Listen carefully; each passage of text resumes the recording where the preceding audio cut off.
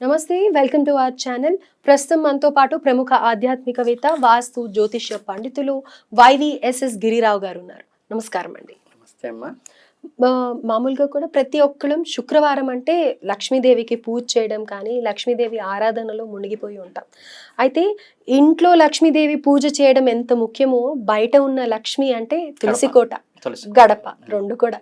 అయితే ఈ రెండిటికి ఏ విధమైన పూజ ఆచరించాలి అని అంటారు? ఎందుకంటే గడప మన ఇంటి ద్వారంతోనే మనకి శుభం కానీ అశుభం కానీ జరుగుతుంది అని అంటూ ఉంటారు. అలాగే ఇంటి ముందర కళకళలాడుతూ ఉన్న తులసి చెట్టు రెండు కూడా ఎంతైతే తులసి చెట్టు ఉండటంతో పాజిటివ్ రిజల్ట్స్ వస్తాయో, ఒకవేళ అది ఏదన్నా నిద్రపోతున్నట్టు అనిపిస్తే ఇంట్లో ఏదో అశుభం జరుగుతుంది అని కూడా చాలా మంది భావిస్తూ ఉంటారు. కాబట్టి అలాంటి తులసి చెట్టుకి ఆచరించవలసిన విధి విధానాలు ఏంటి? గడప ముందు కూడా కొంతమంది ఎర్ర నిమ్మకాయ అని, పచ్చ నిమ్మకాయ అని పెడుతూ ఉంటారు కదా, అలా ఇంకేమన్నా పాటించవలసిన నియమాలు ఉన్నాయా? తెలియజేయండి. చాలా సంతోషం అమ్మా.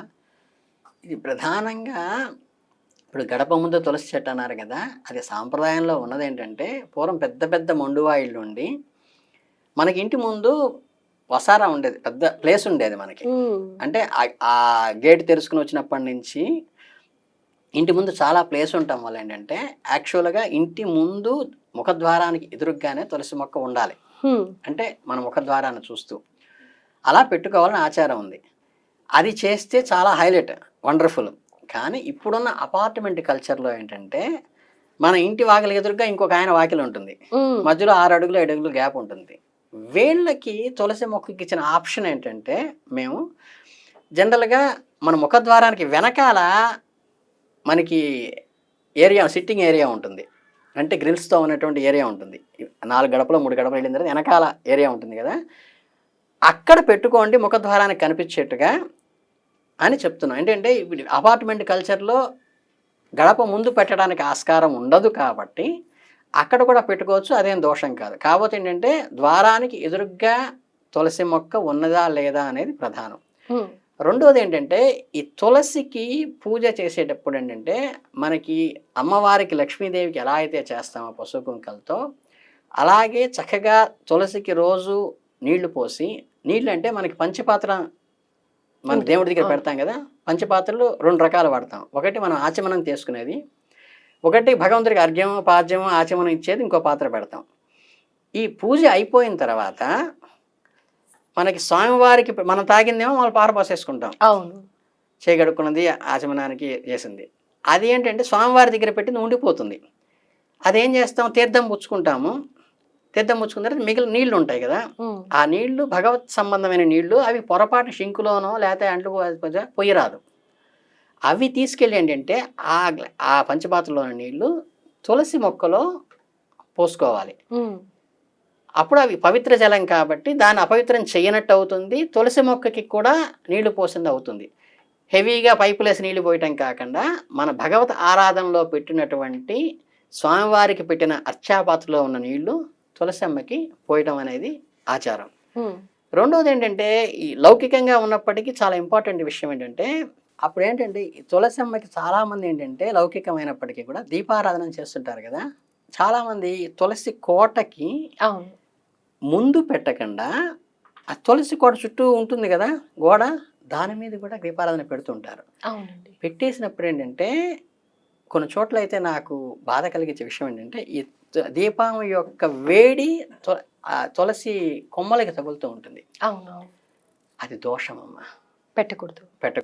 అమ్మవారికి డైరెక్ట్ గా వేడి తగల, ఆకులు కూడా ముడుచుకుపోతాయి.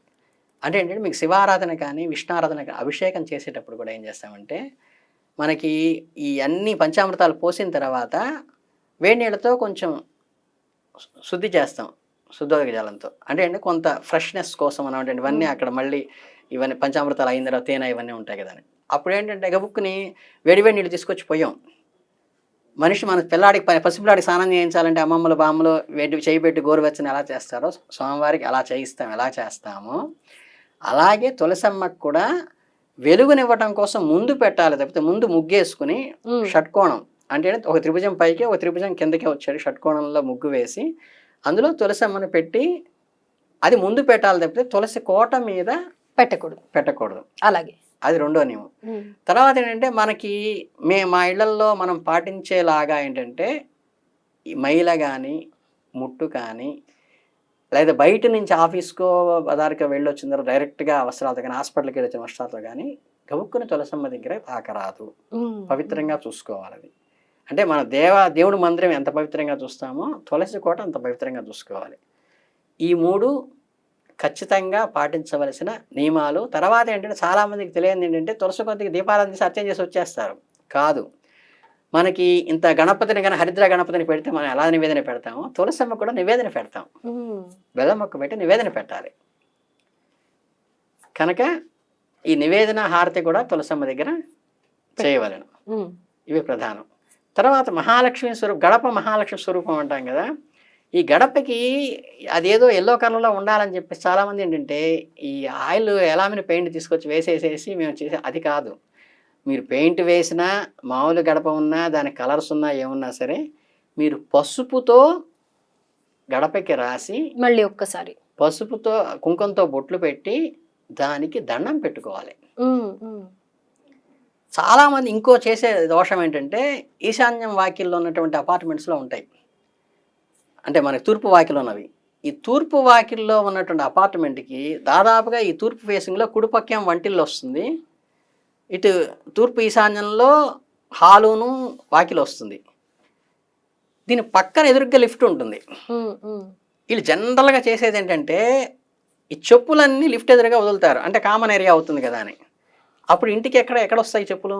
ఈశాన్యం. కరెక్ట్గా ఈశాన్యం వస్తాయి. అది చాలా, అంటే ఎవ్వరికి తెలియదు కానీ చాలా దోషం. ఈశాన్యంలో పవిత్రమైన పదార్థాలు, దైవ సంబంధమైన పదార్థాలు పెట్టాలంటే ఒక నైరుతిలోనే చెత్త చెదారం పెడతాం.